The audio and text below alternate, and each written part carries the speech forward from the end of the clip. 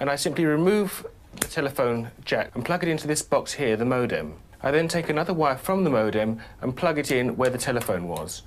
I can then switch on the modem. It's now telling me to phone up the main Peso computer.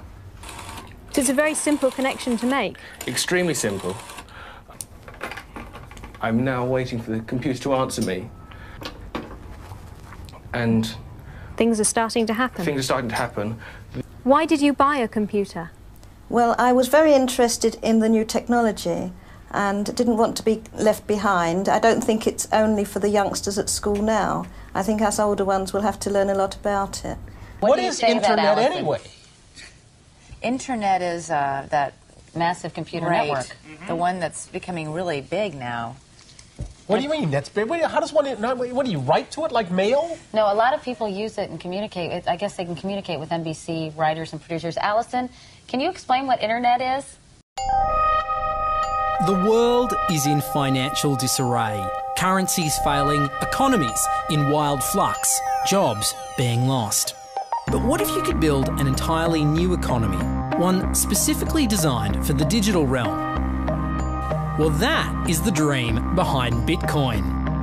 Bitcoin, for those of you who don't know, is an electronic online currency that was created in 2009. It was made by someone who did it under the pseudonym Satoshi Nakamoto. Like any economy, you don't want too much too fast, because then the value of your currency drops, or so slow that your economy grounds to a halt. It's designed to be a self-stabilising economy. Whether it actually is that way, though, well, that is a little bit more complicated. Because some people have said, hey, Bitcoin is the answer to those problems. Are you a believer? Well, Bitcoin is exciting because it shows how cheap it can be. Bitcoin is better than currency in that you don't have to be physically in the same place. And, of course, for large transactions, currency can get pretty inconvenient. And what is Bitcoin? Bitcoin is a currency on the internet. I sent 100 euros worth of Bitcoin from here in Tokyo directly to you guys through this camera, through the network, through the TV, right into your home. If I had tried to do that, send you the money with a traditional bank, it would have taken several days and probably cost 30 euros. I just did it right now with Bitcoin instantly, basically for free, and didn't have to ask anybody for permission. I didn't need a bank, I didn't need a government, I didn't need anybody. I just needed myself and you and our smartphones to do it. That's the power of Bitcoin. Wall Street is fraud, America is fraud, the world is fraud, banks are fraud, central banks are fraud. We live in an era of fraud. It's all based on fraud, and they get a percentage of the fraud. That's the business model. To suggest that there is any moral or ethical aspect to anything that's going on now is to be completely naive about the fact that we live in an era dominated by financial terrorists, jihadis of banking. They're here to kill you and themselves. They believe in an ideology, not the Quran, but Adam Smith, that they completely misread and interpret as something to justify their blowing themselves up. Janet Yellen's a terrorist! Mario Draghi's a terrorist! The Central Bank of Japan is a terrorist! These are the real terrorists! Funds received. This community is switching to what they think is a better monetary system. A system in which banks are no longer needed because payments could be made directly from one person to another. Bitcoin is fundamentally different because in Bitcoin, you don't owe anyone anything and no one owes you anything. It is not a system based on debt. It is a system based on ownership. And no one can censor it, no one can seize it, no one can freeze it.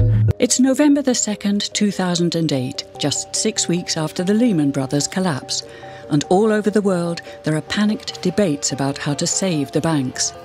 Then, on a little visited web forum for cryptographers, a document appears in which a completely new monetary system is proposed. The visionary author calls himself Satoshi Nakamoto. These were the darkest days of the financial crisis. So that to me suggests a very clever mind that saw an opportunity, the perfect opportunity to introduce a new radical technology and a new radical approach to money and finance at just the right moment when people would be very open to making this big shift that's required to adopt a new currency. What's exciting for me is like a global economy. Right now we say we have a global economy, but I can't take $1 and give it to you in the Netherlands and then you know what to do with it, right? You would have to go and change it to your native currency. And when you kind of eliminate that step, and I can just send you one form of payment and you can send me a product in a matter of seconds, that starts to change things from a global perspective. How could this digital coin invented by this Satoshi Nakamoto become hundreds of times more valuable than the dollar? And why do enthusiasts like Roger Fear want the world to switch to bitcoins? I'm giving every single person here 1,000 yen worth of bitcoins, which is like $8 and something cents. Back in the early days, you know, I'd get phone calls from my buddies, oh, hey man, I lost 10,000 bitcoins because my computer blew up, right? Back then, one bitcoin was less than a penny, right? So nobody cared. They lost $10. I don't care, right? And now 10,000 bitcoins, that's, you know, $5 million. That's a big deal, right? I think a lot of people are underestimating the way in which Bitcoin and the blockchain are going to change the power structures in society in general. I mean, I grew up in the US and I see all these people like, yeah, nuke everybody in the Middle East and kill them all. And then they have the former Secretary of State, Madeleine Albright, on 60 Minutes, one of the most popular news shows in the US. And they asked her, they said, like, there's reports that more than 500,000 Iraqi children have died as a direct result of US sanctions. And she looks back at her with a straight face and she goes, it was a really tough decision, but I think that it was worth it. Worth murdering 500,000 kids because of what the government did? And I apologize for crying, but it just disgusts me from my core when I see government people murdering people around the world. It's not just theoretical, these are real people with real lives. And it's real people, and Bitcoin has the power to undermine everything they're doing to people around the world. And I'm sorry for shouting, but it just disgusts me what these people in government do. And they do it through central banking and through the control of the money supply, and Bitcoin takes that away from them.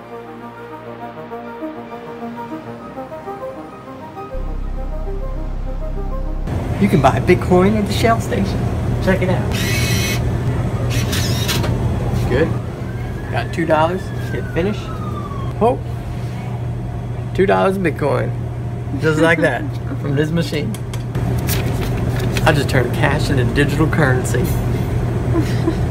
So thinking that it's too late to get involved in Bitcoin is like thinking it's too late to get involved with the internet or too late to get involved with using a cell phone. Like, it's not too late to get involved in Bitcoin. If Bitcoin becomes really popular all over the world, Bitcoins are going to have to be worth at least tens of thousands of dollars a Bitcoin, if not hundreds of thousands of dollars per Bitcoin. So thinking it's too late to get involved with Bitcoin is like thinking it's too late to get involved with using the internet. Of course not. Like, it's ubiquitous in our lives, and Bitcoin's going to become ubiquitous in our lives as well.